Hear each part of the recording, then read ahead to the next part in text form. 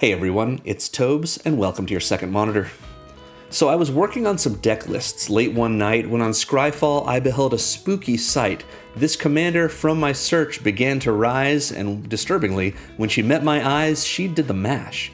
She did the monster mash. The monster mash. She filled my graveyard cache. She did the mash. And though she doesn't have flash, she did the mash. She did the monster mash. So then I checked my deck list in a tab to the east, and she'd populated it with a Rakdos feast. She brought the creepiest creatures from their humble abodes to my graveyard, but far from their final repose, and at this point, the list looked fun.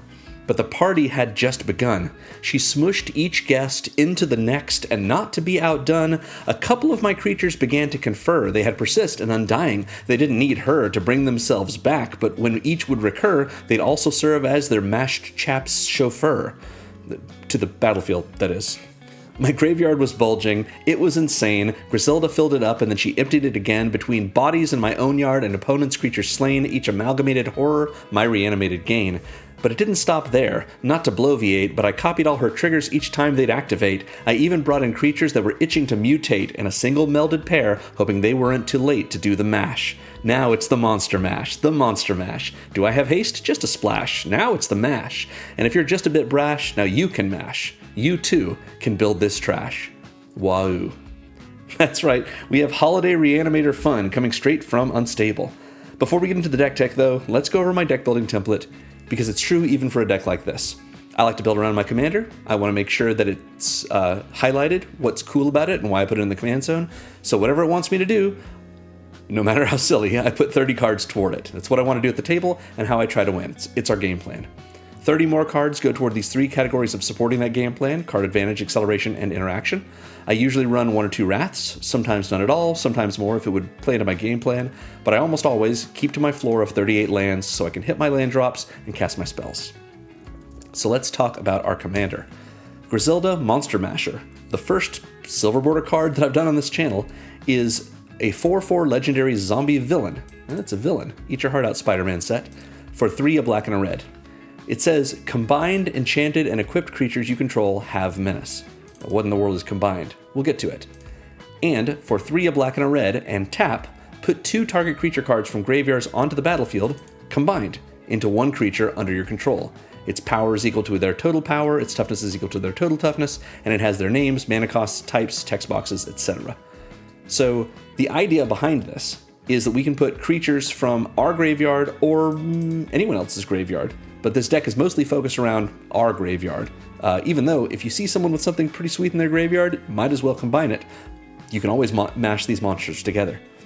So we put them onto the battlefield combined, and it has basically everything about that card and the other card both true at the same time. Their names are combined, they have a mana value equal to their combined mana costs, and so forth.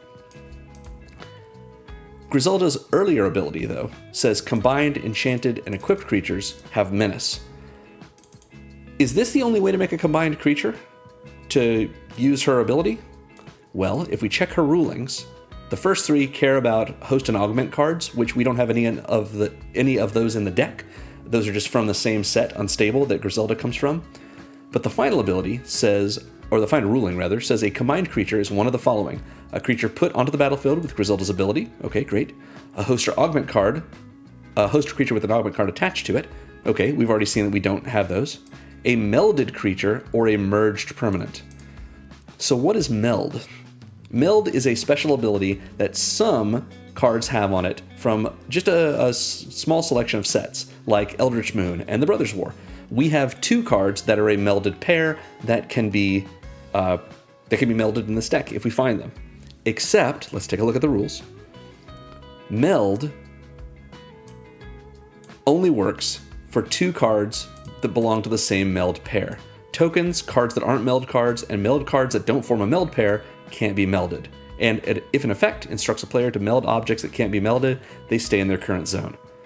So in a way, it's probably most true that if we were to combine, using Grusilda's ability, 2 cards, one of which has a meld ability, and then we play that other card from the meld pair and we try to meld those 2 together, the cards that are part of the meld let me say, the two cards that are combined into one, and sort of half of which has that meld ability, that can't be melded. A card that isn't a meld card can't be melded. However, you could also make the case that now that those two cards are combined into one, it is a meld card because it has the name of the card that was the card that was already a meld card. So maybe there's a way to make it work. What's nice about the silver border sets, anything that's now called an acorn card, it kind of works the way you want it to work generally, or the way you can convince your table that it works. So if you were able to meld two cards together and one of those cards was combined with Grusilda's ability, if your table's good with it, go with it. This is already a Rule 0 deck. Our commander's a silver border commander. It sounds like fun. Go for it. It does look, however, by the rules, like it wouldn't necessarily work. Finally, a merged permanent. What is a merged permanent? Well, we look up merged permanents in the rules, and it's, one keyword causes an object to merge with a permanent. It's mutate. So merged permanents are just mutate, which means we have a couple of cards in our deck that have mutate, and we'll go over how mutate works later. But essentially, if a card has mutated onto another card, a creature has mutated onto another creature, that is a merged permanent. So if we are able to get our meld pair off, or we're able to do some mutation, or we're able to put two creatures together combined using Grusilda's abilities, those are all combined creatures, which means Grusilda gives all of those menace, in addition to anything that we've enchanted or we've equipped. Make sense? Don't worry, it will. So, as usual, this Moxfield list is linked in the video's description below. At the bottom of the list, you'll see a section called Considering, with a bunch of cards that I considered putting in the deck and ended up not, just for maybe budget reasons, maybe because I was going for a specific emphasis in my deck. But if you want to build Grusilda Monster Masher, and I suggest you do because silver border creatures are fun commanders, then the Considering section in this Moxfield list is a great place to get started with some inspiration when you build your own. So let's get into our game plan, starting with what I call big ones. These are creatures that are all good ideas or good candidates for combining with Grusilda's last ability, but also every one of them costs at least 5 mana. Because since Grusilda's ability costs 5 mana and tapping, that's a lot. I mean, we have a 5 mana commander, which maybe we don't get out until turn 5, and then maybe it's turn 6 where we have to spend most of our mana just to put two of the creatures we've gotten into our graveyard together into one big thing. I wanted to make sure that all of the creatures that are the best candidates for that cost at least 5 mana, which means we're basically getting a 2-for-1 in terms of mana value, since we're putting 5 in and getting at least 10 out of it for combinations. So just the way I went with it. We're going to start with Doom Whisperer. 3 black for a 6/6 Nightmare Demon with Flying and Trample, or Flample as we like to call it. It also says pay 2 life to Surveil 2. We can do this as many times as we want as well. Surveilling is really nice in this deck because not only does it give us card selection, it gives us the ability to put creature cards that we find within the top 2 cards of our library into our graveyard, which means they're available for Grusilda to combine.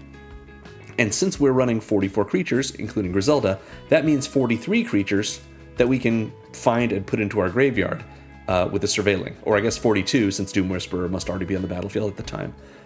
But yeah, being able to get a repeated way to dump cards in our graveyard seems pretty good. 2 life is worth it. Next is Garna the Bloodflame. Garna is a 3/3 legendary human warrior with flash for 3, a black and a red. When Garna enters, we return all of the creature cards in our graveyard that were put there from anywhere this turn. If we milled them, if they died in combat, doesn't matter. Garna comes in and we get to put them all back in our hand. That may not be where we want to put them, but maybe we have a lot of creatures in our graveyard and putting them in our hand pushes us past our hand limit of 7. So we go to cleanup and we can then discard cards so that they're there for Grusilda next time. Also, Garna gives all of our other creatures haste. So this is a sweet ability and a way for us to get a bunch of creatures back. after they've died or after we've milled them or something like that. Since we've gone over 2 creatures now, I'm going to give an explanation of how they look when combined with Grusilda's ability. If we were to activate Grusilda's ability with Doom Whisperer and Garna the Bloodflame in our graveyard, we would get a combined card that is called Doom Whisperer Garna the Bloodflame or Garna the Bloodflame Doom Whisperer. It's got the names of both cards. It has a mana cost of 6 black, black, black, red, because that's a combination of both of theirs. It is a legendary human warrior nightmare demon. It is a 9/9, and it has flying, trample, flash, and the other abilities that both cards have. It's all combined into one. So for 5 mana and tapping our commander, we have a 9/9 flying trampler that it does have flash, but it's also worth noting that Grusilda's ability doesn't say activate only as a sorcery. So we can do this at instant speed anyway, and suddenly surprise our opponents with a 9/9 flying trampler that has all these other abilities. So yeah. Next is Goldlust Triad. This is a 4/3 dragon with flying for 4 and a red. It has Myriad. Myriad means if we use this to attack one of our opponents, of course, we're going to make a copy of it for each other opponent. And those copies are attacking each opponent or a planeswalker that opponent controls, and at the end of combat, we exile the tokens that Myriad made. So essentially, we attack with Goldlust Triad, and we get a Goldlust Triad for each opponent or one of their planeswalkers. And whenever the Goldlust Triad deals combat damage to a player, we make a treasure token. So not that unlikely to have a 5 mana 4/3 flyer that makes 3 treasures each turn when we attack with it. What's especially nice with Myriad in this deck is if we combine Goldlust Triad with anything else, any one of our other creatures using our commander's ability, that combined permanent is what we're going to get token copies of when Myriad activates. When Myriad triggers, rather. We're not going to get just Goldlust Triads. If we combine Goldlust Triad with Doom Whisperer, we're going to get Goldlust Triad Doom Whisperers. You know, it's a copy of this creature, not of this printed creature. So the combined creature is what we'll get the copies of. Yeah, pretty fun. Next we have Gary. It's Grey Merchant of Asphodel. 3 black black for a 2/4 zombie that says when it enters, each opponent loses X life, where X is our devotion to black, and we gain life equal to the amount of life lost. Devotion to black means we look at all of the permanents we have in play, and we count all the black pips in their casting costs. And that's our devotion to black. So if we had all 4 of these creatures in play, we would have a devotion of 5. 2 from Gary, 1 from Garna, 2 from Doom Whisperer, and none from Goldlust Triad. And it doesn't matter, but we would have a devotion of 2 to red. So Gary would come in, and if that were the case, we have 5 devotion to black, so each of our opponents loses 5 life, and we would gain 15 life, assuming we have 3 opponents. So this is a sweet way to combine this with with a different creature and have them come in with the combined casting cost, which may be a higher devotion than just Gary themselves. In addition, if Gary dies, well, we don't mind because we can just combine Gary with something else, bring them back, and get that trigger again. That's another thing that's worth mentioning about this deck. If our creatures die, that's okay. That means they go to the graveyard, so we can bring them back again and again. We do want to make good choices in terms of who we're attacking, but when we attack, it's fine if we're trading hard in order to get our triggers from attacks or to ensure that our opponents take some damage, maybe from trample, or are forced to block and maybe lose their creatures or trade with us. And if our creatures die, no big deal. We just get them back again with Grusilda. Next is Ingot Chewer. Ingot Chewer is 4 and a red for a 3/3 elemental that says when it enters, we destroy an artifact. That's pretty good. But also, we can evoke it for a single red, which means if we cast it for its evoke cost, when it enters, we sacrifice it. So what that looks like is we cast it for red, it enters, we get the evoke trigger, which means we'll have to sacrifice it, but we also get the enter trigger. So essentially we're getting a single red to destroy an artifact and put a 3/3 in our graveyard. And then if we were to combine this using Grusilda's ability with a different creature, that creature will come in, it's not evoked, so it will enter, it'll have 3/3 contributed to its power and toughness, and it will destroy an artifact. So these enters triggers on an evoke creature are pretty sweet in this deck. Speaking of which, we have Shriekmaw. Shriekmaw is a 3/2 elemental for 4 and a black with fear. This is an old mechanic. It means it can't be blocked except by artifact creatures and or black creatures.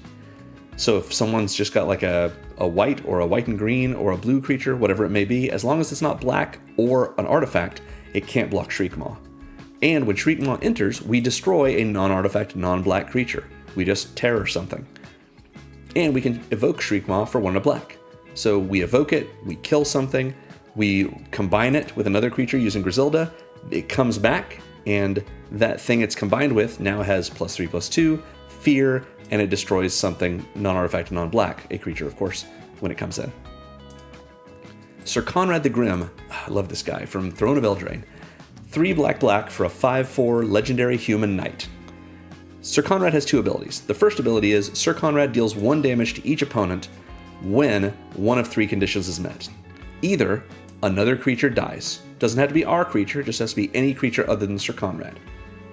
A creature is put into a graveyard from anywhere other than the battlefield. So if someone else mills a creature, if we mill a creature, however creatures are getting to the graveyard, maybe they have been discarded with madness, they go to exile and they go to the graveyard, or maybe they've just been discarded from hand. Either way, anytime a creature goes into a graveyard for any reason, from anywhere other than the battlefield, that's the second way that Sir Conrad could trigger.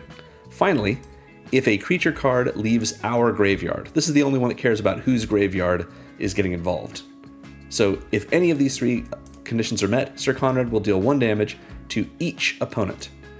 And for 1 black, we can have each player mill a card. That includes us. So everyone mills a card. Any creatures that are put into their graveyards are going to trigger Sir Conrad, and Sir Conrad will do damage to everyone. So this is a nice way for us to get lots of triggers, especially when we combine creatures with our commander, because we'll have 2 creatures leaving our graveyard, which will trigger Sir Conrad twice. And Sir Conrad gives us a way to get our creatures in the graveyard as well by milling through our deck. We have, again, 44 creatures in the deck, not counting our commander, so a lot of chances for Sir Conrad to put creatures in our graveyard. Next is War Chief Giant. 3 red for a 5/3 giant warrior with haste and myriad. Pretty simple, but pretty good. Just 5 mana, or if we combine this with our commander, which we probably want to do, we're going to get a hasty, much bigger version of whatever other creature this is combined with that we're going to get to attack everyone with. So War Chief Giant, we play this out for 5, we attack with a 5/3 haste to someone, every other player is going to get 1 too, and we don't care if it dies because it's even better when we combine it. So this is a good example of one of our creatures that we really want to just throw at someone and hope we get it into the graveyard if we've had to get to cast it. Or, if we've combined it with something, we want to throw that combined creature at one of our opponents, and therefore all of our opponents, so that it dies again, and we can either recombine it or combine it with something different. Next is Burning Ruin Demon from Kaldheim. 4 black for a 6/6 Demon Berserker with flying. It says, when this creature enters, we may search our library for exactly 2 cards not named Burning Ruin Demon that have different names. If we do, we reveal those cards, an opponent chooses one of them, we put that card in our hand and the other in our graveyard, and then we shuffle. So Burning Ruin Demon tutors for 2 creatures. One goes in our hand, one goes in our graveyard. Both are good places for us to have our creatures. And in addition, this is going to happen when Burning Ruin Demon, of course, enters as when it's combined with something else thanks to Grusilda. And that something else will also be +6/+6 and flying. Pretty good. Doomweaver. I love this card in this deck. Doomweaver is a 1/8 spider horror for 4 black. It has reach and it has soul bond. Soul bond means we may pair this creature with another unpaired creature when either enters. So when the Doomweaver enters or when some other creature enters. They remain paired for as long as we control one of them, or at least as long as those are paired with each other, because Soulweaver, or Doomweaver rather, might pair with a creature when it enters, and then we play a different creature, and that creature enters, and we can pair the Soulbond creature with it. So Doomweaver is going to be paired with something. But what does pairing give us? Well, as long as Doomweaver is paired with another creature, each of those creatures has, when this creature dies, draw cards equal to its power. This is so cool, because if we combine this with one of our other creatures, that other creature essentially gets reach and a huge butt. And then maybe we rather pair this with another creature that has a huge power, or we combine this with a creature that has a huge power, and then when one of the creatures with a lot of power dies, we draw a whole lot of cards, maybe have to go to cleanup and discard some of our creatures. Yeah, just pretty nice way to draw lots of cards. And blocks all day, good grief. Next is Flayer of the Hatebound. Flayer of the Hatebound is 5 and a red for a 4/2 devil with Undying. Undying means when it dies, if it had no +1/+1 counters on it, it comes back to the battlefield under its owner's control with a +1/+1 counter on it. That means the next time it dies, since it died with a +1/+1 counter, it just stays dead. But also, whenever this creature or another creature enters from our graveyard, that creature deals damage equal to its power to any target.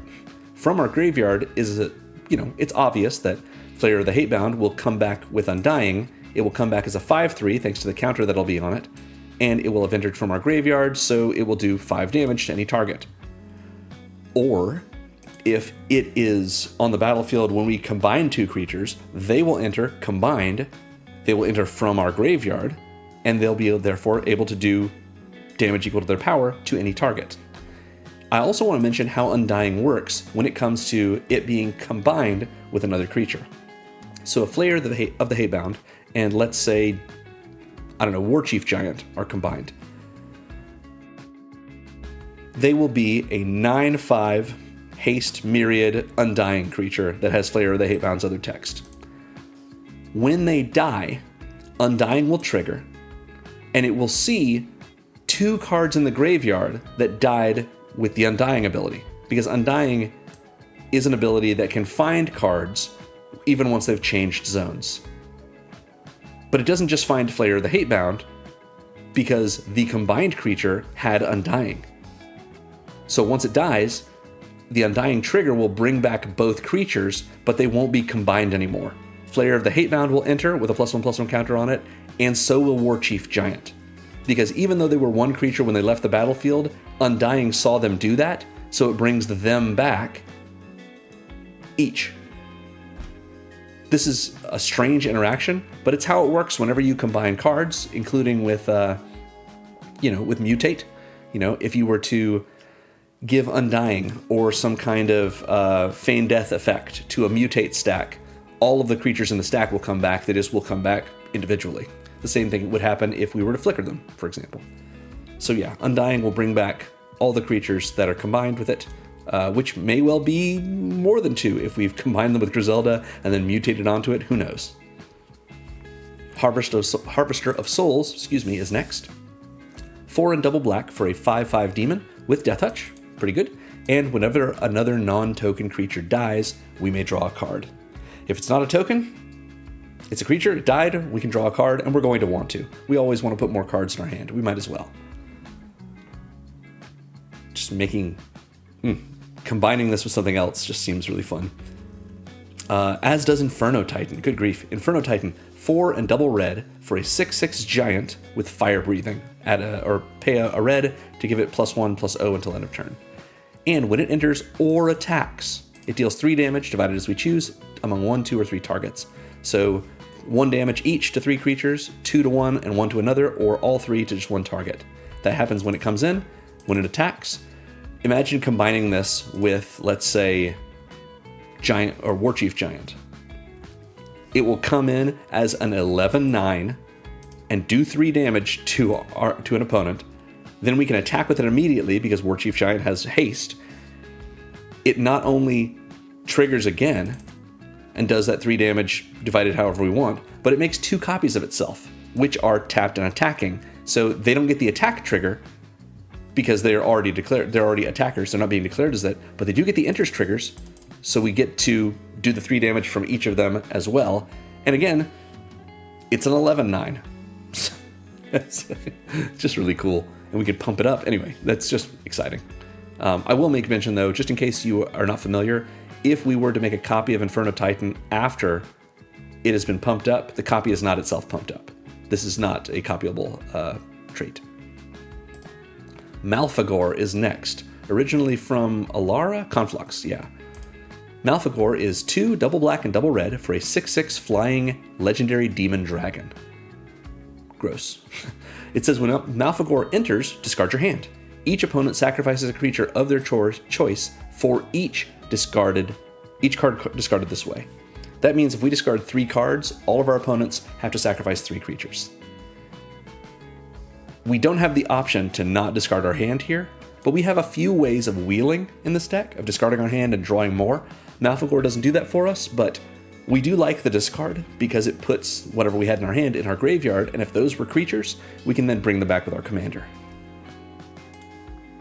Next is Mind Leecher. This is one of our mutate creatures. For 4 and double black, we get a 5/5 flying nightmare with mutate for 4 and a black. Mutate means if we pay 4 and a black, we can cast it from our hand onto another non-land creature we control. This does target. We also have to own that creature. So if we've stolen someone else's creature, we can't mutate onto it. You can only mutate onto creatures you own. We then take this card and put it on top of the other card or underneath the other card. And whichever card is on top, the creature has all of the characteristics of that card and also the text box of whatever card went underneath it. So if we have a combined creature and we want to mutate Mind Leecher onto it, we could choose to put Mind Leecher on the bottom of it, and the combined card is just that same combined card. The only thing that's changed about it is that it also has flying and this other ability, which is, whenever this creature mutates, exile the top card of each opponent's library face down. You may look at and play those cards as long as they remain exiled.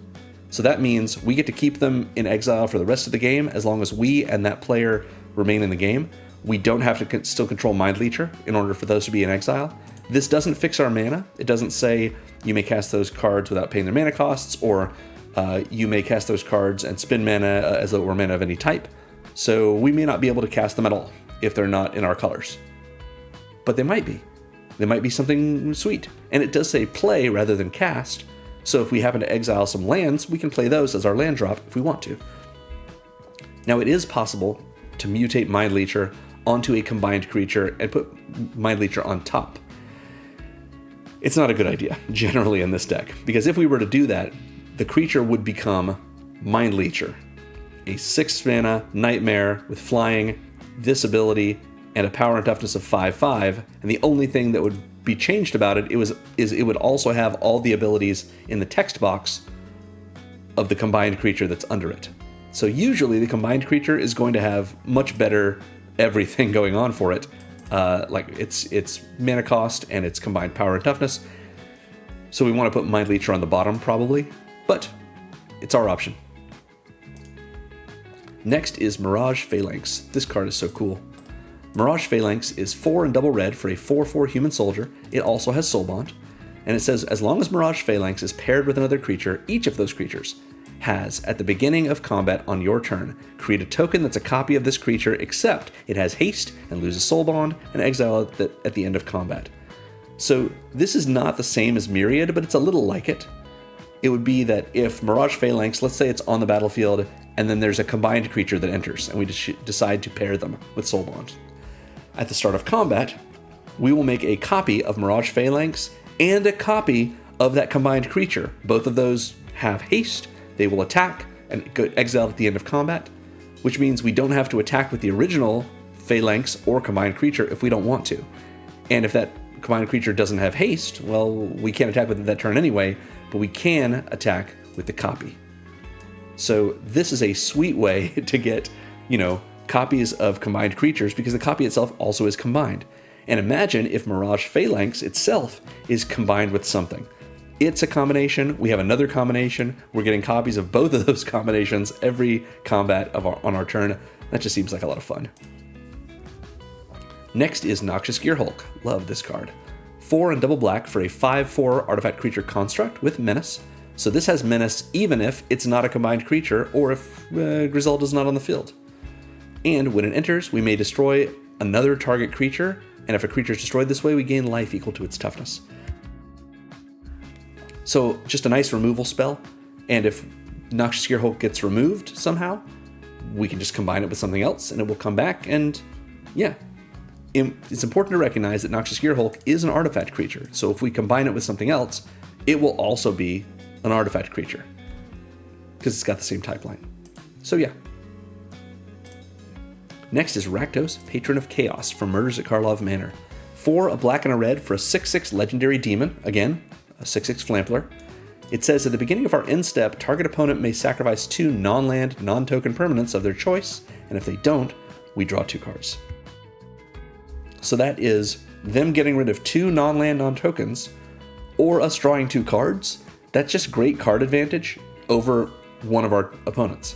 And if we've got this combined with something else, then it's all of that, plus 6 power, 6 toughness, flying, and trample. Yeah, seems good. Spite Bellows is next. Spite Bellows is another evoke creature, 5 and a red for a 6/1 elemental. It says when this creature leaves the battlefield, it deals 6 damage to target creature, and we can evoke it for 1 red. So if we evoke Spite Bellows, it will enter, and then it will die, and because it left the battlefield, we'll do 6 damage to something. So this is really like sorcery speed, 3 mana, 6 damage to a creature. And then when we combine it with something, that creature will come in with 6 extra power and 1 extra toughness. Not super exciting, but maybe we put that on Rakdos, so it's a 12/7 that flies, tramples, does the Rakdos thing, and if someone removes it, it does 6 damage to something. And having done 6 damage to something, because it's gone, means it's back in the battlefield, or back in the graveyard rather, and we can combine it again using Grusilda. Next is Vizara the Dreadful. I love this Kev Walker art, so awesome. 3 black for a 5/5 flying legendary Gorgon that says tap, destroy target creature. It can't be regenerated. It's Royal Assassin, but the creature doesn't have to be tapped. Just tap and destroy something, sure. If we want to combine this with another creature, that creature now flies. It's got an extra 5/5 for its power and toughness. Or if we don't want to attack with it, we just tap it, just kill something. Just clear the way for our other creatures to attack. Just great. Next is Dragon Mage. So good in this deck. 5 red for a 5/5 flying dragon wizard. It's a wizard, because it's a mage. It's a wizard, though. Anyway, whenever this creature deals combat damage to a player, each player discards their hand and then draws 7 cards. Each. Not just us and the player it does damage to. Everyone at the table discards their whole hand, draws a fresh 7. So that means we get to take everything in our hand that maybe we want to bring back with Grusilda and put it in the graveyard so that now we can. The Dragon Mage isn't going to attack the turn it comes in, probably, but if we combine it with something, it can. Maybe we combine it with our War Chief Giant, which has Haste and Myriad. And if that's the case, then it is a 10/8 flyer that makes copies of itself. If all of them deal combat damage to our opponents, we're going to discard our hands and draw 7 cards 3 times, putting a minimum of 14 cards in our graveyard if maybe we didn't have any cards in hand to start.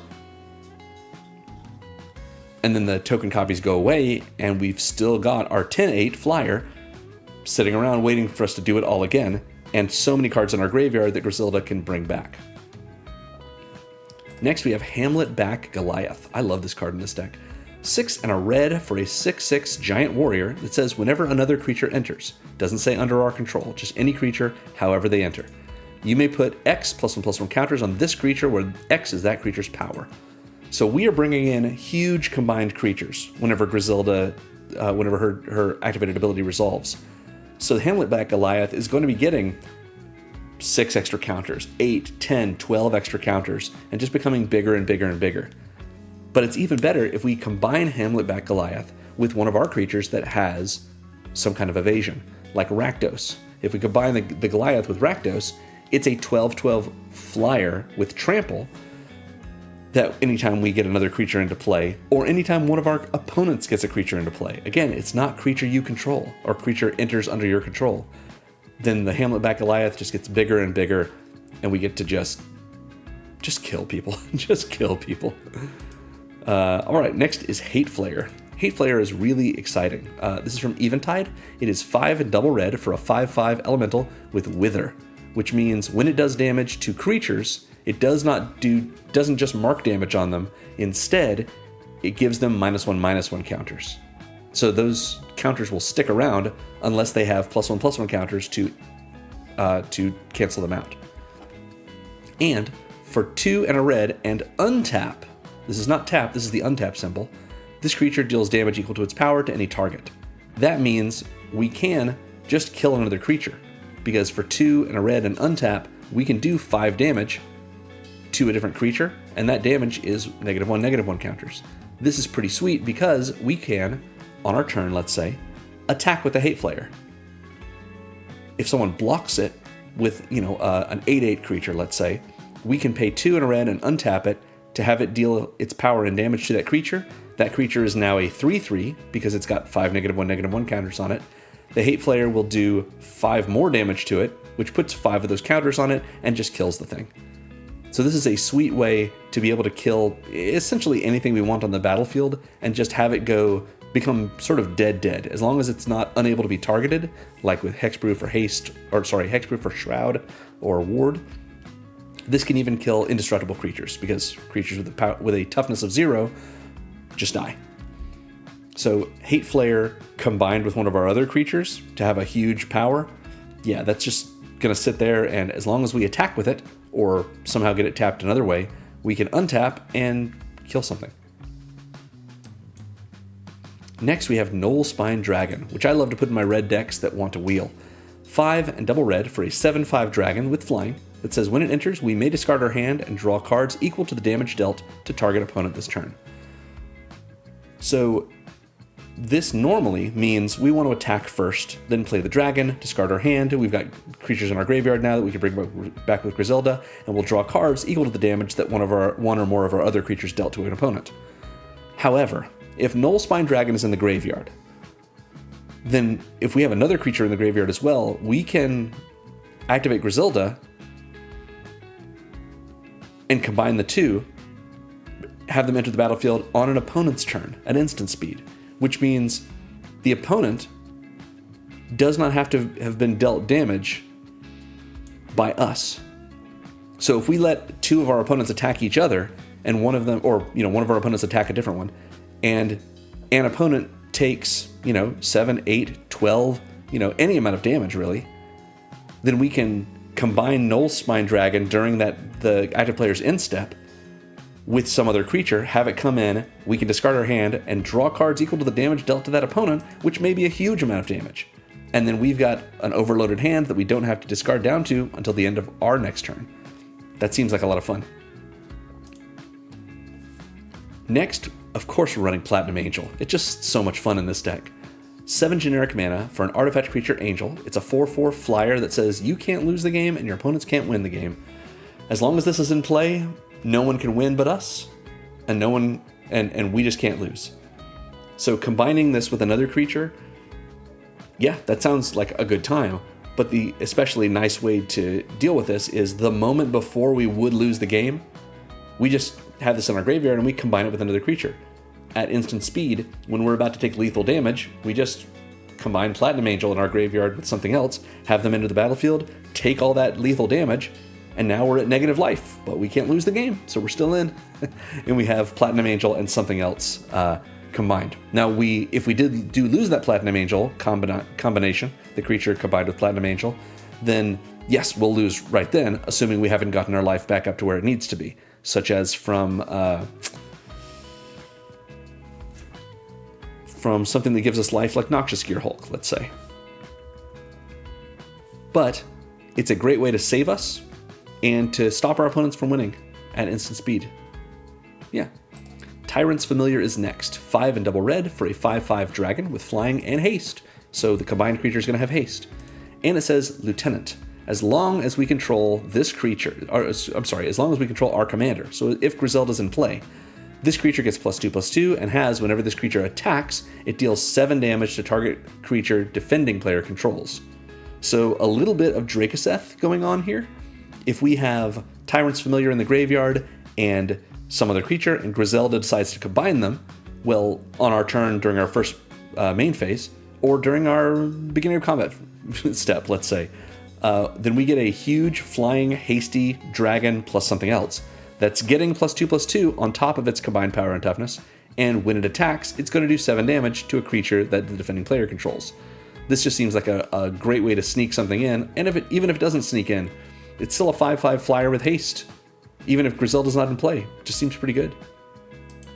removal on a stick. Speaking of which, Archon of Cruelty is an 8 mana, 6 and double black for a 6/6 flying Archon that says whenever this creature enters or attacks, it's got a Titan trigger, enters or attacks, target opponent sacrifices a creature or planeswalker of their choice, discards a card, and loses 3 life. We draw a card and gain 3 life. So it does not have to even be the same opponent we're attacking, just target opponent. So if we bring this back, combined with something else, 6/6 flyer with a really nice enters trigger, and it'll do it again on its attack. Draws us cards, removes cards from our opponent's hands, makes them sacrifice their creatures and planeswalkers, life swing, everything we want in Archon of Cruelty. Good times. Next is Avatar of Woe, such an iconic art by Arcade Post. Incredible. 6 and double black for a 6/5 Avatar that says if there are 10 or more creature cards total in all graveyards, not just ours, although our graveyard could probably manage it, this spell costs 6 less to cast.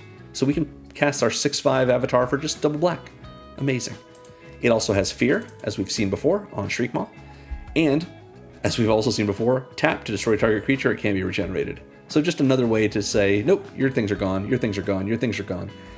And the reason we like removal in this deck is because we can combine our creatures with the creatures in other people's graveyards, or just creatures in people's graveyards. Grusilda does a lot for us, and just putting these huge things on the battlefield makes them a massive threat, so maybe our opponents don't spend their removal on Grusilda? And if they do, in the form of like a Wrath, let's say, well, that just means our commander needs to come out of the command zone, and we've got plenty of creatures in our graveyard and in other people's graveyards that we can combine again. It sets them back, usually, more than it sets us back. Next is Bedlam Reveler. This is an 8 mana, 3/4 Devil Horror in red that costs 1 less for each instant and sorcery in our graveyard. We're not running many instants and sorceries, so we're not likely to see a little bit of a cost reduction here. It has Prowess as well. Whenever we cast a non-creature spell, it gets +1/+1 until end of turn. Again, we're running an awful lot of creatures, so that may come up, but it's not why we're running it here. We're running it because when it enters, we discard our hand and draw 3 cards. So the ability to get this into our graveyard somehow and have it come back combined with another creature is going to give that creature Prowess, it's going to give it +3/+4 to its power and toughness, and it lets us discard our hand and draw 3 so that we can fill up our graveyard with more good things. In addition, we have some things that care about mana value, so 8 mana value here is pretty good. Finally, for 9 generic mana, we have Artisan of Kozilek. It's a 10/9 Eldrazi that says when you cast this spell, you may return target creature card from your graveyard to the battlefield. This is not an enters trigger, this is a cast trigger because it's an Eldrazi. So if we reanimate this combined using Grusilda, we're not going to get this ability, this effect. But if we cast it, if we can get up to 9 mana, which is not unheard of in this deck, we can just get another creature back from the graveyard to the battlefield. And again, we don't care about them dying because we can just reanimate them combined if we want, either that creature or the Artisan. In addition, the Artisan has Annihilator too, which means when it attacks, or when the creature it is combined with, when that combined creature attacks, defending player sacrifices 2 permanents of their choice. They can be tokens, they can be lands, they can be anything else, but they've got to sacrifice them. So that covers all of our big ones. Let's now look at our graveyard section. These are cards that get other cards into the graveyard. We're going to start with Millikan. Millikan is 2 generic mana for a 0/1 artifact creature construct that says if we tap it and mill a card, we add a generic mana or a colorless mana to our mana pool. So pretty good. Just a good way for us to make mana and mill. It's unlikely we're going to run out of cards in this deck, and we want cards in our graveyard so that we can bring them back. So Millikan, when we're activating our commander's ability, our commander's, or when we're casting spells at all really, we want to prefer to use Millikan as a mana source because it puts more and more cards in our graveyard and therefore more creatures eventually. Next is a Yara, First of Lochthwain from Throne of Eldraine. Triple black for a 2/3 legendary elf noble that says whenever a Yara or another black creature you control enters, each opponent loses a life and we gain a life. A combined creature has the mana costs of both creatures. So unless we're combining 2 red creatures, or a red creature and a colorless creature, or 2 colorless creatures, we're going to have a creature that's got black in its casting cost, which makes the creature black, which means a Yara will trigger, and we'll get some nice benefit from that. A little bit of drain for each opponent, and we gain a life. In addition, however, we can tap and sacrifice another black creature to draw a card. So sacrificing creatures puts them in the graveyard, that's why it's in this section, and it's a good way for us to draw cards and put creatures back in our graveyard if they have a nice enters trigger that we would like to have again with Grusilda. It's especially good that a Yara does not cost any mana to do this, because we can do it the turn after that creature's come in, the combined creature that we want to sacrifice, and then use a Yara for no mana to sacrifice that creature on the next turn, and use the mana that we didn't spend on a Yara on Grusilda's ability to bring it back. Next we have Cemetery Tampering from Streets of New Capenna. 2 and a black for an enchantment with Hideaway 5. Hideaway means when this comes in, we look at the top 5 cards of our library. We get to exile one of them face down under Cemetery Tampering and put the rest on the bottom of our library in a random order. And at the beginning of our upkeep, we may mill 3 cards. We're always going to mill these cards, unless it would just kill us. We're going to keep putting cards in our graveyard.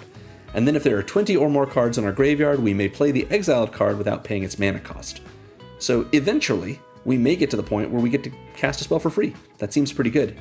But even if this is just 2 and a black, you may mill 3 cards at the start of your upkeep, that's worth it in our deck. We want to put cards in our graveyard so that Grusilda can bring them back. This is just a guaranteed regular way of doing so. Next is Geralf's Messenger. Geralf's Messenger is triple black for a 3/2 zombie that enters tapped, and when it enters, target opponent loses 2 life. Just drain someone. But it has Undying. As we've seen already, Undying is really good. So Undying is a way for us to get creatures going back to the graveyard. So it's in this section. Going to the graveyard and then coming back from the graveyard, of course. Magus of the Wheel is next. 2 and a red for a 3/3 human wizard that says 1 and a red, tap, and sacrifice the Magus. Each player discards their hand and draws 7 cards. So it's our wheel effect that we've been talking about. Pretty good, especially when we can bring it back combined with something else, which we can then pay a red and 1, tap and sacrifice the combined creature, and do it again. And just keep doing that until we get 2 cards that we like better that we want to combine in our graveyard. Next is Phyrexian Dragon Engine. For 3 generic mana, we have a 2/2 artifact creature Phyrexian Dragon with double strike, and it says when this creature enters from your graveyard, you may discard your hand, and if you do, draw 3. So it can enter from our graveyard combined with our commander's ability. That sounds good, lets us discard a hand and draw 3, but it also has Unearth for 3 and double red. So we can unearth this, which means if we were to if we had it in our graveyard, we can pay 3 and double red and have it enter, and basically just, we've cast it, it comes in, and it has haste.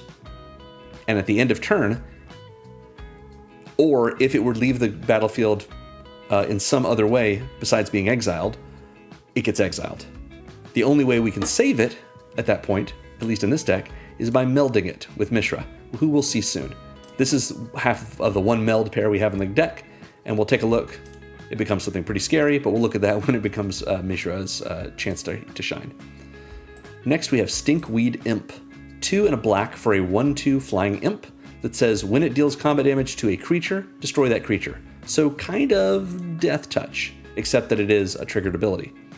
However, it also has Dredge 5, which means while it's in our graveyard, if we would draw a card, instead, we can mill 5 cards and put Stinkweed Imp back in our hand instead. It's the idea that this replaces our draw if we want it to. We can either draw a card or put Stinkweed Imp back in our hand and mill 5 cards. This is a good idea because it gets us to replay our 3 mana 1/2 flyer that kind of has Death Touch and put cards in our graveyard. And if we don't want to do all that, like it gives us a reason to block with it and get it back in the graveyard again and keep dredging. But again, if we don't want to do that, we just draw a card. No big deal. Leave it in our graveyard and we can bring it back combined.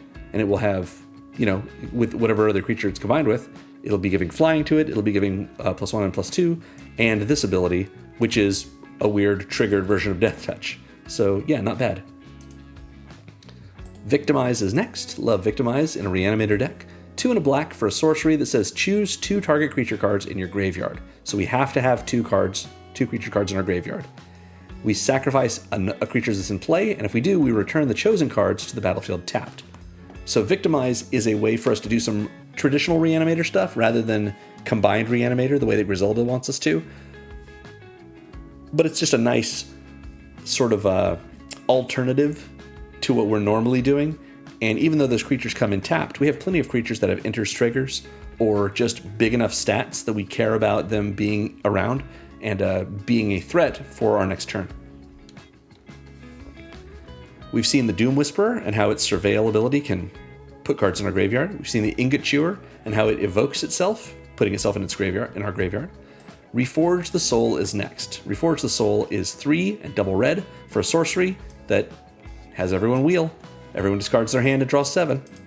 But Reforge the Soul also has Miracle for 1 and a red, which means if we draw it, and it's the first card we've drawn this turn, we can reveal it immediately and play it right then for 1 and a red.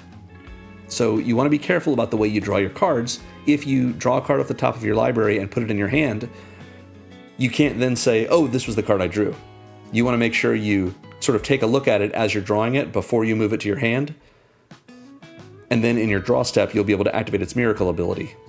So there are lots of examples of playing Miracle. So if you want to take a look, some other videos on YouTube, you'll be able to see how people who play Miracle draw their card in a way that indicates this is the card I drew this turn. All right, I'm looking at it. All right, I'm moving it to my hand. All right, I'm looking at it, and now I'm revealing it so I can cast it.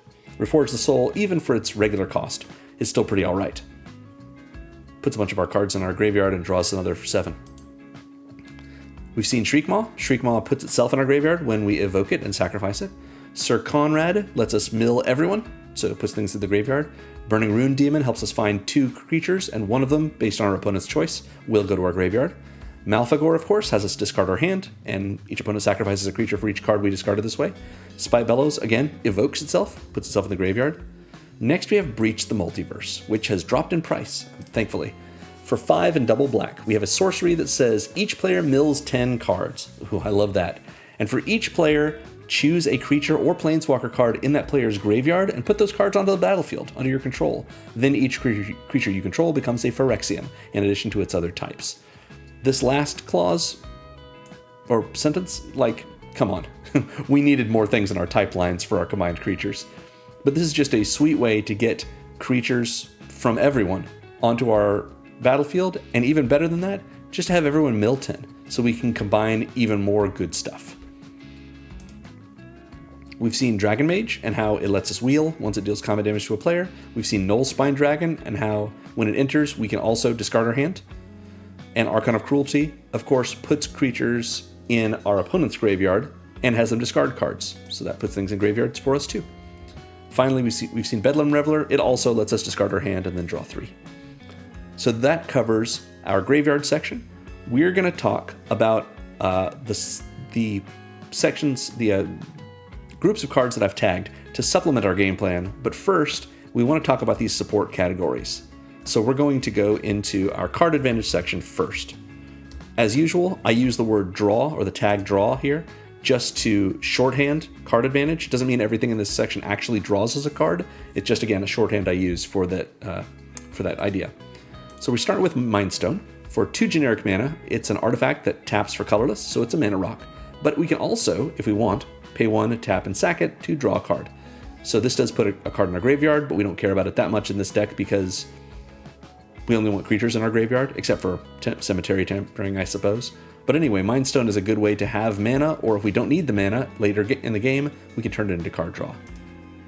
Ayara lets us sacrifice another black creature to draw a card, Cemetery Tampering.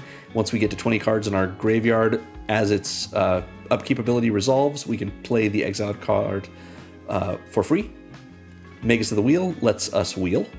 That lets us draw cards. Phyrexian Dragon Engine, if it enters from the graveyard, we can discard our hand to draw 3. Reforge the Soul lets us wheel. Burning Rune Demon puts a card in our graveyard and a card in our hand. Both of them are creatures. Doomweaver lets us draw cards equal to its power or the power of the creature it is soul bonded to when either of them dies. Harvester of Souls lets us draw cards when non-token creatures die. Mind Leecher lets us exile cards from the top of each opponent's library, and we are able to play them as long as they're exiled. Rakdos, if one of our opponents doesn't want to sacrifice 2 non-land, non-token permanents, we get to draw 2. Breach the Multiverse gets us cards from everyone's graveyards. Dragon Mage lets us wheel. Nullspine Dragon lets us possibly do something like wheeling. Archon of Cruelty lets us draw a card when it enters or attacks. Bedlam Reveler lets us do a little baby wheel where we discard our hand and draw 3. So that covers our card advantage section. Let's look now at our acceleration. Again, I've just tagged it as ramp as a shorthand. So we've got Soul Ring to start with. Cost 1, taps for 2.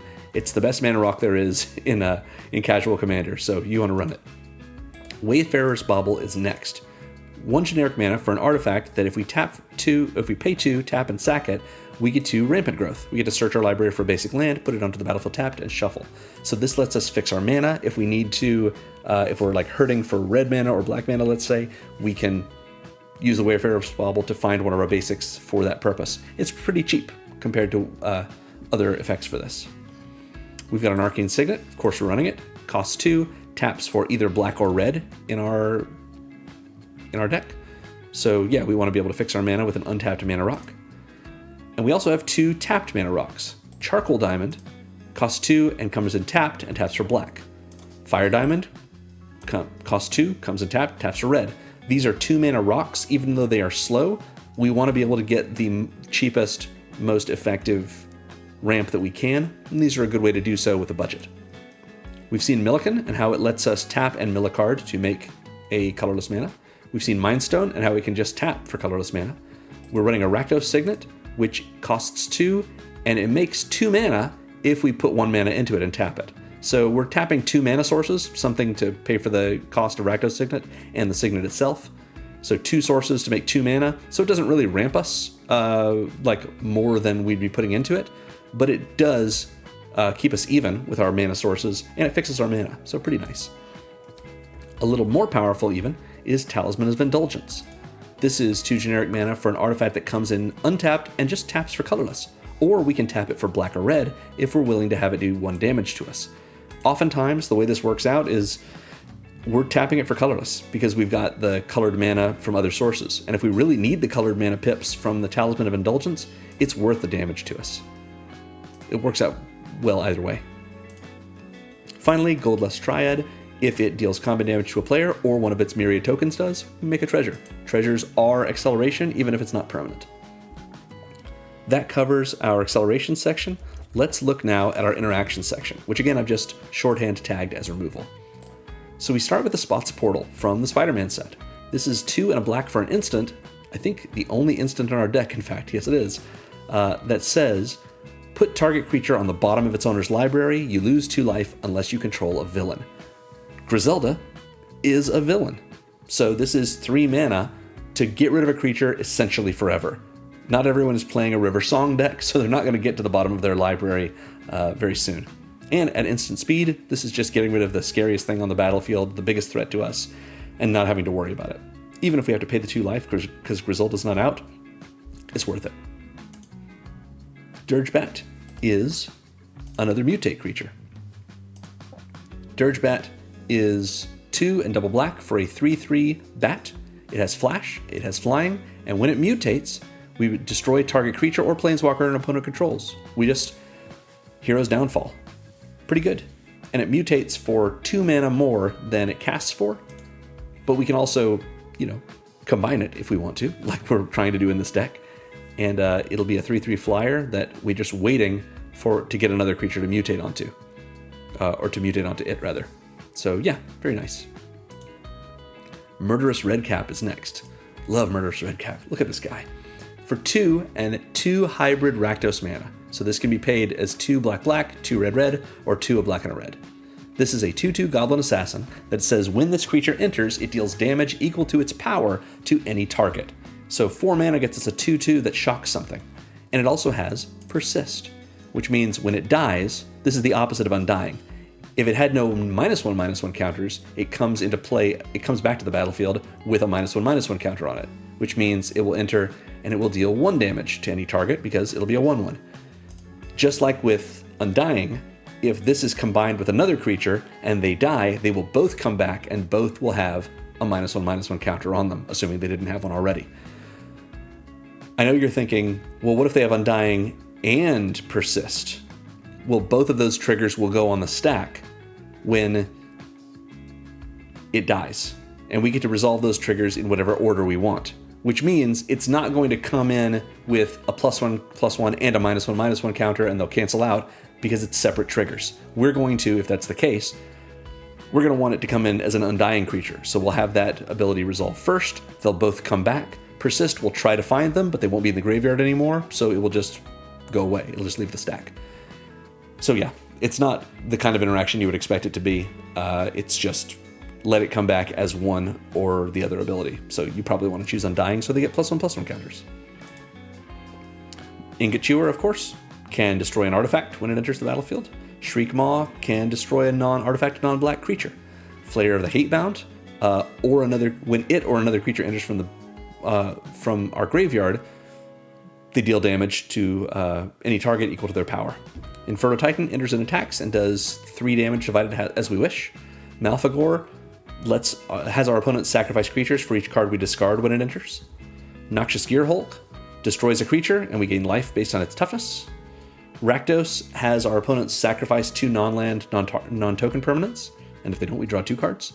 Spite Bellows, of course, when it leaves the battlefield, and it might with Evoke, we get to do 6 damage to a creature.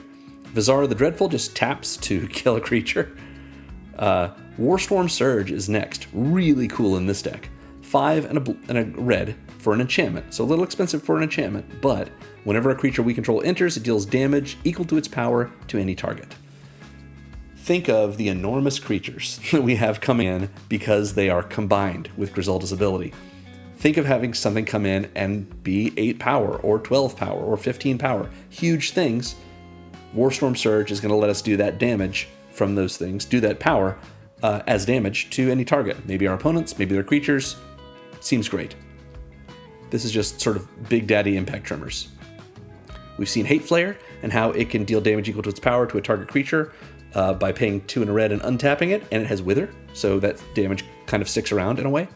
Tyrant's Familiar, if our commander is in play when it attacks, it'll do 7 damage to a creature that the defending player controls.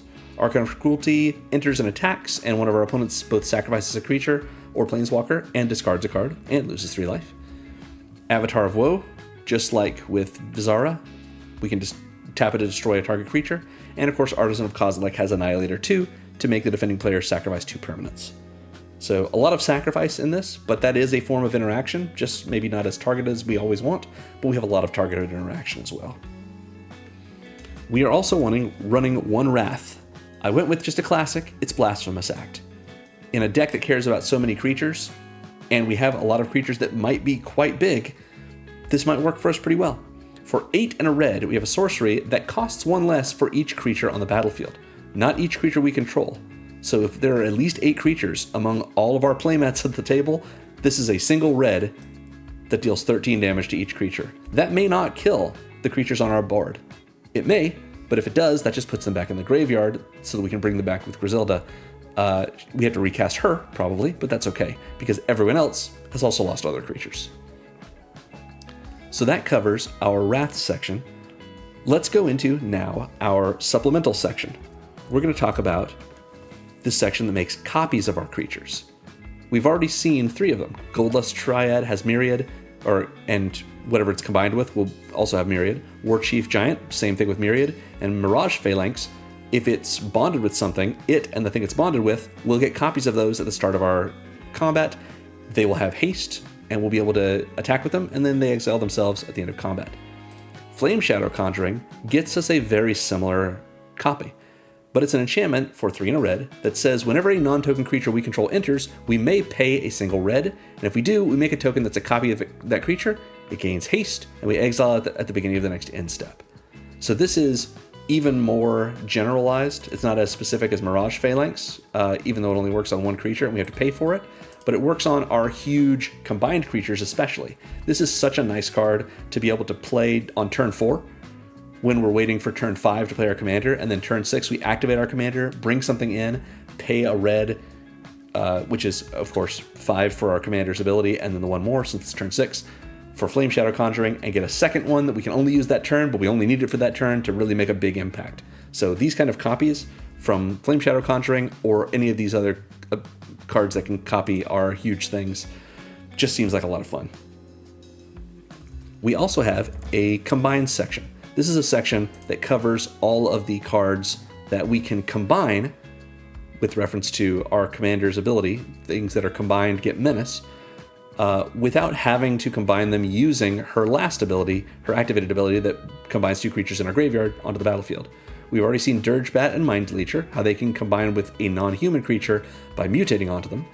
And now we're going to talk about Phyrexian Dragon Engine and Mishra claimed by Gix.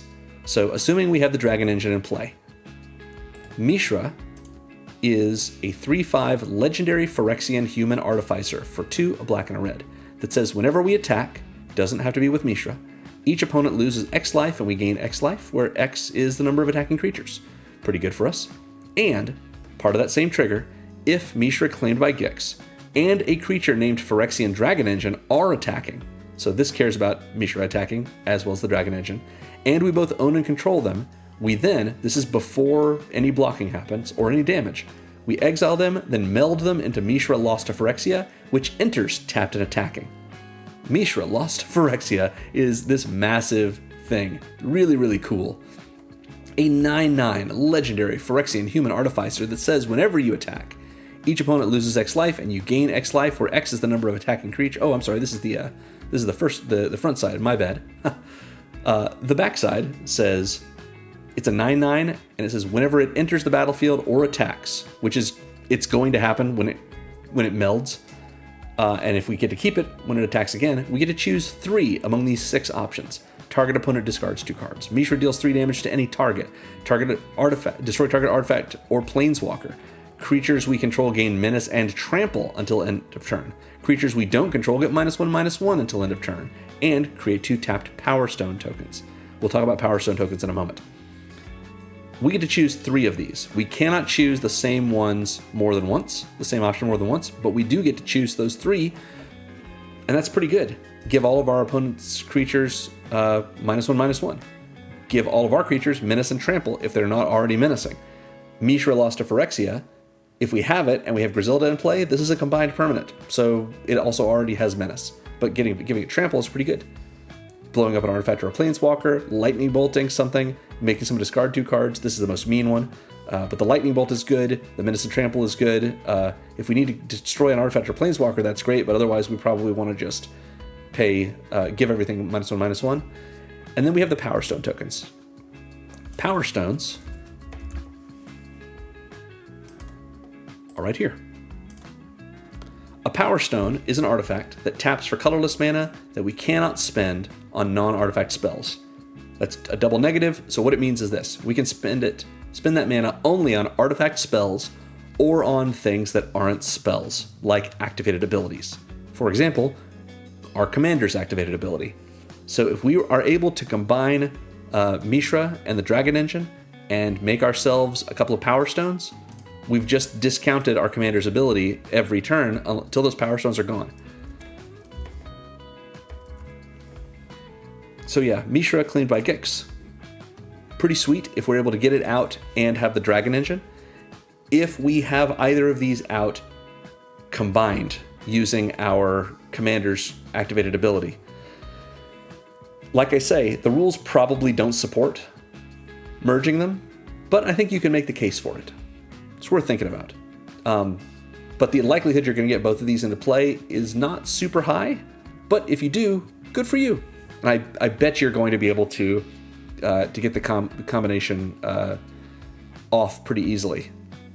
It's also worth mentioning, like I referred to earlier, if the Dragon Engine's in the graveyard and you get Mishra out and you're able to attack with them, you might as well, before you attack, activate Unearth to get the Dragon Engine out, because that will give it haste. And it says it's going to go into exile at the end of turn anyway, or if it would die or basically go anywhere else, unless you exile it and have it return to the battlefield somehow. That's the weird exception to Unearth, and it's specifically able to work with melding it with Mishra.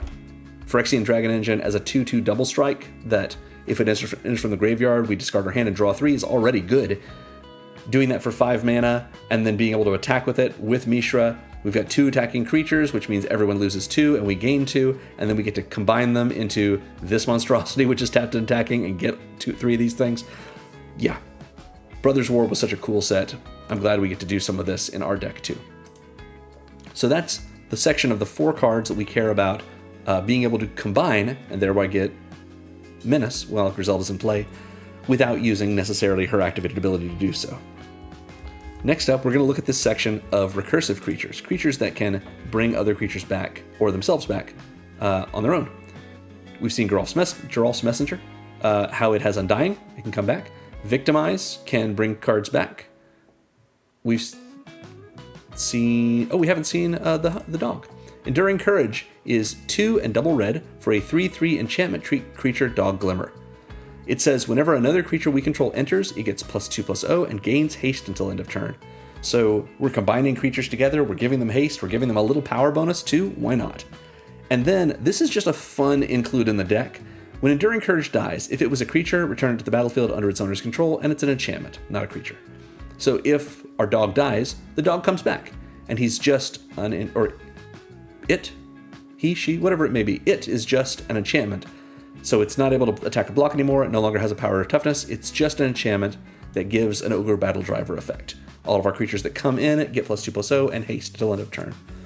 What's particularly cool about this is that if Enduring Courage is combined with another creature, thanks to Grusilda, then if that combined creature dies, both of those creatures will come back as enchantments.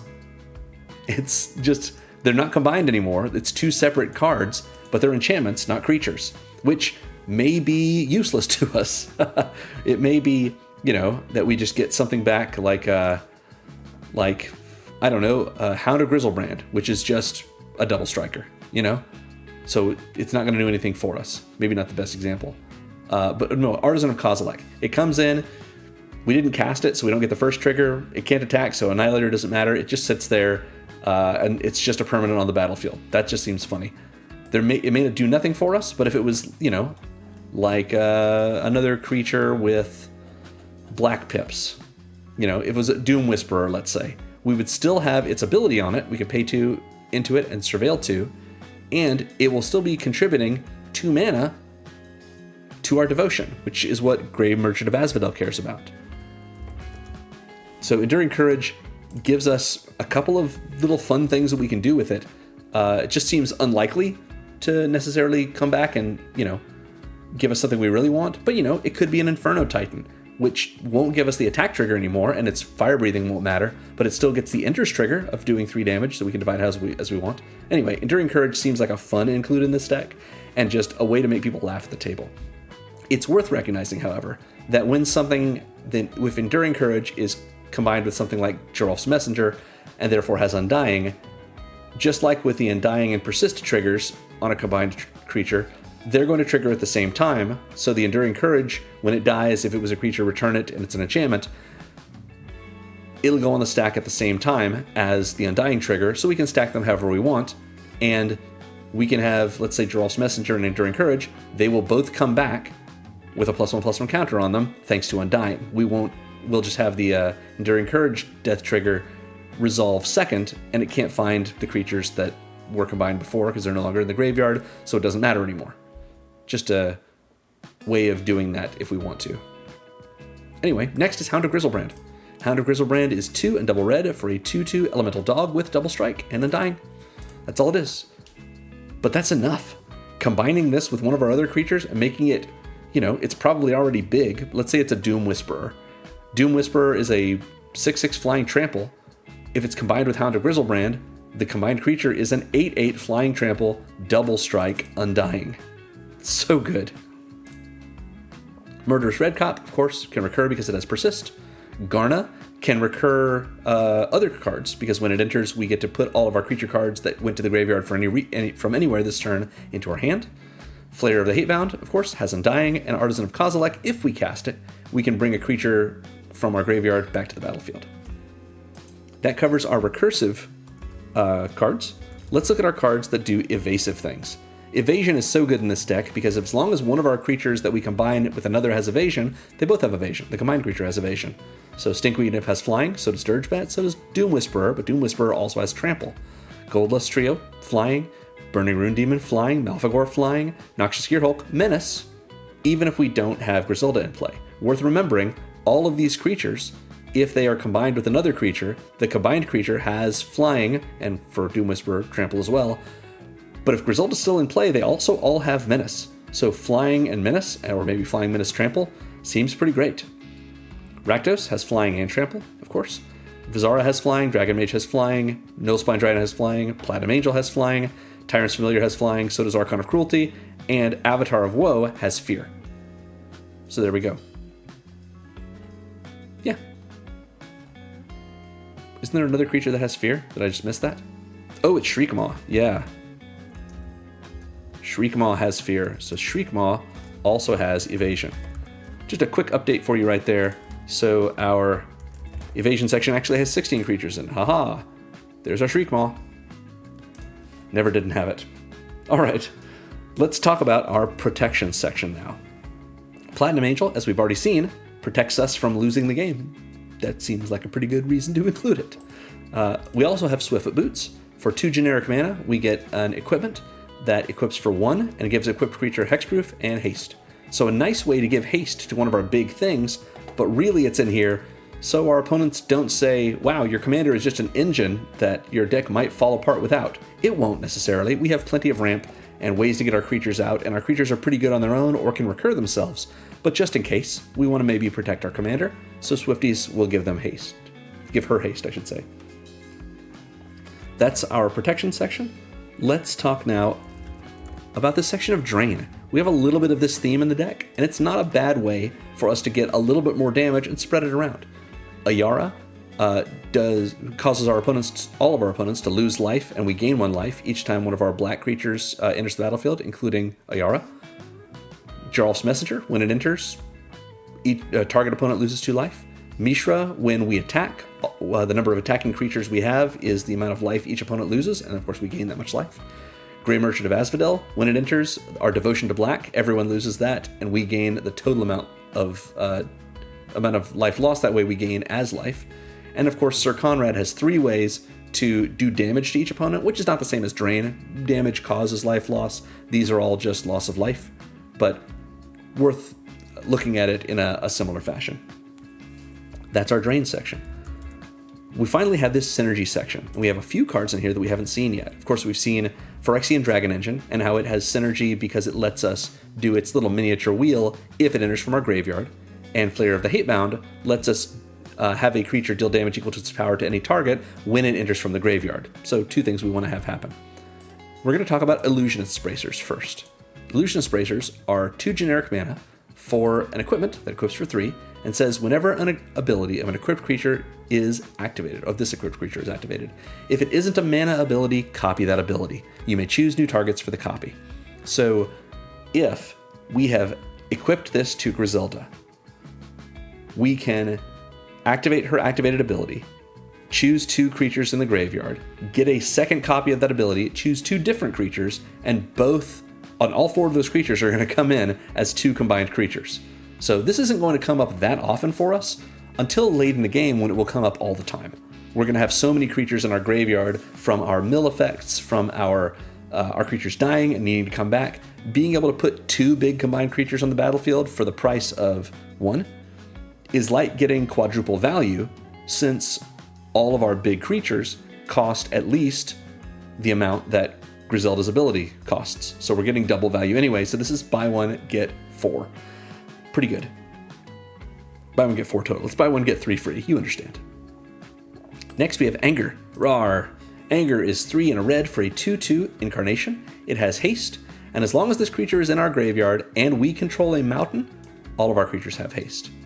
So we want Anger in our graveyard, and we kind of don't want to reanimate Anger. We can, and it will come in, and whatever big thing we've combined it with will have +2/+2 and haste. That haste side is really great, especially because if it dies, we don't care, because then it goes back to the graveyard, which means Anger is in the graveyard and all of our creatures have haste. This is also worth remembering, because we have a few ways of giving haste in this deck. Anger being one of them is a good exemplifier of the idea that, of the thing that I'm trying to say, which is Grusilda. If we have the mana for it, we can cast her and then immediately activate her if she has haste. Does Anger not have a haste attack? Of course it does. Huh. Did we not talk about it already? Oh no, we're going to next. There we go. So yeah, finally Necrotic Ooze in this section is 2 and double black. This is a 4/3 ooze that says as long as this creature is on the battlefield, it has all activated abilities of all creature cards in all graveyards. So if we have one of our, our Inferno Titan, let's say, in the graveyard, Necrotic Ooze now has fire breathing because it's an activated ability. If our commander goes to the graveyard somehow, maybe we want to leave her in the graveyard and have Necrotic Ooze do its best imitation of her, because it will then have the ability to activate to combine things. What's cool about that is we can combine Grusilda with something, and she'll come back combined with some other creature. We can choose to have her enter the battlefield. Now we've got 2 Grusildas, or we've still just got the one because Necrotic Ooze won't have the ability once Grusilda enters. But Grusilda combined with, let's say, a Doom Whisperer, a 10/10 flying trample that if we attack with it, great, and if we don't, we can pay 5 and tap it and combine things. It's crazy. Necrotic Ooze, just a nice include in this deck where we get to do just some fun things. And that's all based on our graveyard, but this says all graveyards. So if there's other cool activated abilities on creature cards in our opponent's graveyards, that seems like a lot of fun too. One last thing I want to mention in this section about the Illusionist Bracers is the fact that Illusionist Bracers is an equipment, the same as the Swiftfoot Boots are. Our commander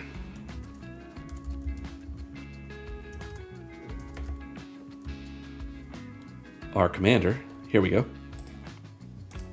says that it's not just combined creatures that get menace, but also equipped ones. So if we put the bracers or the Swiftfoot Boots on our commander, we've got haste, or we've got a menace. So that's a nice little bonus. Finally, we've got this haste section, just worth remembering. Anger has haste and gives haste to all of our creatures if it's in our graveyard and we control a mountain. And during Courage, when a creature enters, it'll have haste and +2/+0. Garna gives all of our creatures haste other than Garna. War Chief Giant has haste and Myriad, so pretty good. It and whatever it's combined with will have haste. And Tyrant's Familiar itself also has haste, so it and whatever it's combined with will have haste. So that covers our spells. As usual, we're going to take a look at the land base briefly. We're running 21 lands because we're actually pretty even on our cards. We're actually exactly even. We've got 27 cards that are black and 27 that are red. We have more black mana production because we have more black mana symbols. So it works out pretty well there. And so with such an even split, I just put a little more emphasis on black, and one of the ways I did is by having an extra swamp. And obviously, I didn't want to blow up the price of the deck by using unstable basics. So I use Ikoria basics because Ikoria is the set with Mutate, and that seems like a good place for monster mashing to happen. We are running a bounce land. It's Rakdos Carnarium. If you haven't seen these before, bounce lands tap for 2 mana, one of each color, but it comes in tapped, and when it does, we have to bounce a land back to our hand. So if we play it on its own, we have to bounce it back to our hand, so that's not doing much for us. What's nice about this is that we can tap the land for mana before we play the Rakdos Carnarium and bounce that tapped land, and then next turn, we're definitely going to hit our land drop because we just bounced land to our hand, so we've got it in hand to play. I like the bounce lands. We're running Dragon Skull Summit. It's a check land, which means it will enter tapped unless we control a swamp or mountain, and it taps for black and red. So it's a tapped duel unless we have one of these 21 basics in play. So that means we've got a really good chance of having this come in untapped. If you want to run a slightly more consistent but more expensive version of this effect, you can run a slow land, which will come in as, it'll come in untapped as long as there are at least 2 other lands in play. We're running 2 filter lands, starting with Shadowblood Ridge. It doesn't tap at all on its own, but if you put a mana into it, it'll tap for 2. So it's just like the Rakdos Signet that we saw earlier, just on a land, and it works the same way for that. We also have Graven Cairns. Graven Cairns is a filter land that on its own can tap for colorless mana, or if we put a black or red into it, we can tap it and add 2 black, 2 red, or 1 of each. Graven Cairns is very nice because it can tap for mana on its own, and I would say it's strictly better, except for the fact that if we only have colorless mana, we can't filter it, because you have to put black or red into it. So in that way, Shadowblood Ridge is slightly better for that filtering. It's just why I say Graven Cairns is not strictly better. Both are nice in our deck. We are running 6 fixing lands. Command Tower, of course we're going to run it. It's an untapped land that is a dual land. It taps for 1 mana of any color in our commander's color identity. This is Arcane Signet on a land, if you want to think of it that way. Yeah, we want to put it in our deck because our deck has at least 2 colors. We're also running Temple of the False God, which I know some people don't like this card, but I think it's great because it's Soul Ring on a land. It taps for 2 colorless mana, but only if we have 4 other lands, so 5 lands including itself. That means it's not able to tap for mana at all early in the game. But once we've gotten enough lands, it's making more mana than the land drop that it costs, so it's a little bit of ramp for us. It's pretty good. We're running Tainted Peak. Tainted Peak is really cool. Comes in untapped and taps for colorless, or if we control a swamp, it taps for black or red. So it's an untapped dual, maybe. Pretty likely to be, considering we have more swamps than mountains. But even if not, it's an untapped land that taps for colorless, and that's still pretty good for us. We're also running 3 soft fetches. Riveteer's Outlook and Maestro's Theater in this deck are the same card. The way they work is they enter and immediately sacrifice themselves, and then we get to search for a basic swamp or mountain, put it on the battlefield tapped, shuffle, and gain a life. So it is an Evolving Wilds or a Terramorphic Expanse that we can't hold up. Usually, we don't really care to hold it up. In a deck like this, maybe if we were surveilling a bunch and we wanted to get a shuffle effect, maybe that would be better. But I figured it would be a little nicer to just take care of it for us and put this card in our graveyard, which maybe we care about for cemetery tampering. The only difference between these cards is Maestro's Theater, if we were running islands on the deck, could find an island, and Riveteer's Outlook could find a forest. But that does not change the color identity of these cards. They're both colorless cards, so they're just duplicates of each other for our purposes. Finally, Myriad Landscape. It comes in tapped, taps for colorless, or we can pay 2, tap, and sack it, and search our library for up to 2 basic lands that share a land type. So in this deck, 2 swamps, or 2 mountains rather. Then we put them on the battlefield tapped and shuffle. So I know this is slow. It comes in tapped, we have to pay and tap and sack it, and then the basics come in tapped. But this was 1 land drop that we made, and once we've gone through all this, we have 2 lands in play. So even though it's slow, it is ramp. Good in a Rakdos deck. We are running Sulphurous Springs. This is a pain land. It is the same as our Talisman of Dominance that we saw earlier. Taps for colorless, comes in untapped of course, or it taps for black or red if we're willing to have it deal damage to us. Same thing I said applies. It's worth doing when we need that mana. I love the pathways, so we're running Blightstep Pathway. This is a land that comes in untapped and taps for black if we play it on its front side. If we play it on the back side, it's Seer Step Pathway. Comes in untapped, taps for red. What's nice about the pathways in a deck that's running bounce lands is maybe early on we need red mana from it, so we play it as Seer Step Pathway. And if we find our bounce land, we can then play the Carnarium, bounce the Seer Step Pathway, and now it's in our hand, and maybe we replay it as the Blightstep Pathway. Seems pretty good. Gets us exactly what we need. We're running Temple of Malice, Temple of Malice. It comes in tapped, and when it does, we get to scry 1, and then it taps for our colors. Pretty good. If we wanted to run the Surveil land version of this, that might be a little bit better, but again, more expensive. The the same way that instead of one or both of our filter lands, if we wanted to run a shock land, the Blood Crypt, that would be more expensive, but more consistent as well. Finally, we're running 4 utility lands. Dackmore Salvage is a tap land that taps for black, but it also has Dredge 2, which means if this is in our graveyard, of course, rather than drawing a card whenever we draw a card, we can mill 2 and put the salvage in our hand. So being able to dredge, even if we only do it once, using our land base, that's pretty nice with our Reanimator deck. We're running Demolition Field because even though we don't always want to have land removal, especially not like mass land disruption, a little bit of targeted land disruption if somebody's running something problematic for us, like a Rogue's Passage in their Voltron deck, or a Glacial Chasm if we're trying to kill them. Having one little bit of targeted removal as one of the cards of our 100 cards, it's fine.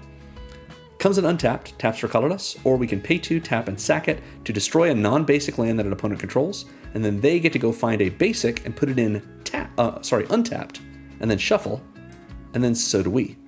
So neither player is down a land. We both have a basic in play, assuming we had basics left in our library. Those basics are untapped, and whatever problematic card that was probably problematic for the whole table is now gone.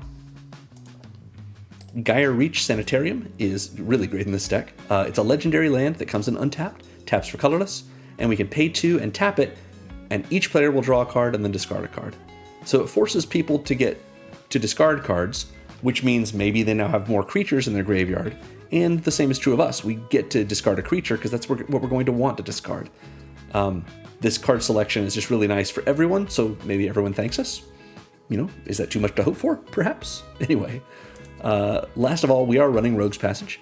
It taps for colorless, of course comes in untapped, and we can pay 4 and tap it to give one of our creatures unblockable this turn. It can be someone else's creature, actually. We could use this politically and say, hey, leave me alone for a turn, and I'll make your commander unblockable this turn. I'll even do it once you've already attacked with it, so, I know you're not going to attack me. Sometimes people will make that deal with you.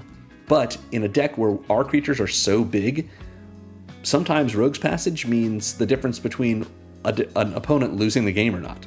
So pretty nice for us. And that sums it up. Tune in next Monday for more of my usual Commander deck techs, and happy Halloween, everyone. Make sure to like and subscribe, and remember, Magic is fun. You should play more Magic.